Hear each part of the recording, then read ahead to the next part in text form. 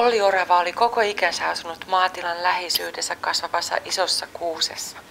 Sillä oli paljon ystäviä sekä metsässä että maatilalla sekä serkkuja, jotka asuivat kaukana kaupungissa. Olli oli keväällä saanut muuttomatkalla olevien kurkien välityksellä viestin Onni oravalta kaupungista. Onni oli Ollin kaupunkilaisserkku.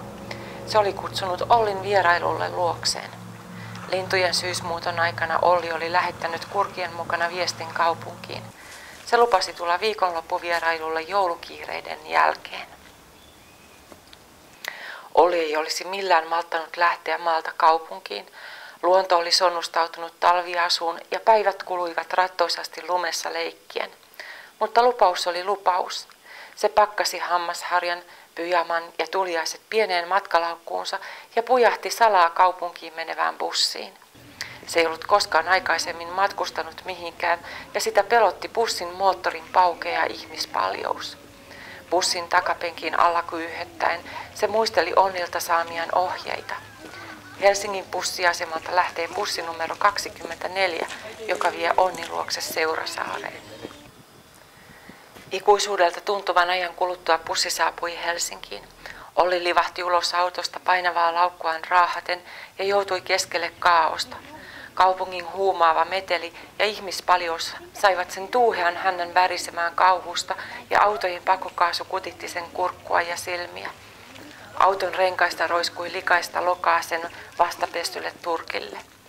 Ollilla oli vain yksi ajatus mielessä, bussi numero 24. Onni orava oli Ollia vastassa bussin päätepysäkillä. Serkukset tervehtivät toisiaan sydämellisesti.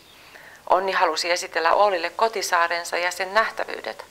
Ollia väsytti ja sillä oli nälkä, mutta se ei halunnut olla epäkohtelias isännälleen. Saari oli kaunis lumiasussaan. Kaupungin äänet kuuluivat tasaisena huminana meren jään yli. Saarella asui enimmäkseen vain Onnin eläinystäviä, oravia, peipposia, joutsenia, jäniksiä ja metsähiiriä. Illalla nukkumaan mentäessä Ollilla oli kova koti-ikävä. Onni vakuutti, että seuraavana päivänä koti-ikävä unohtuisi, sillä saarella tapahtui paljon mielenkiintoisia asioita viikonloppuisin.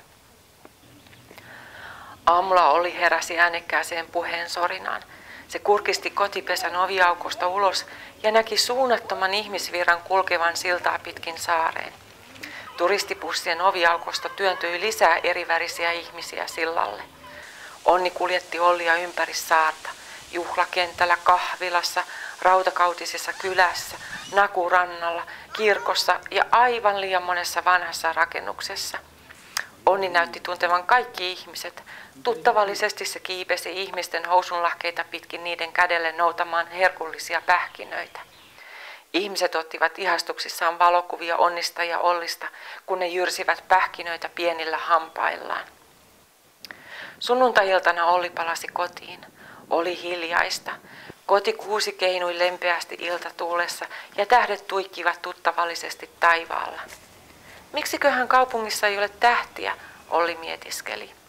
Ennen nukahtamistaan se vilkaisi seinällä olevaa valokuvaa Onnista ja Ollista Seurasaaressa ja taulua, jossa luki Oma koti kullan kallis. Olli oli onnellinen.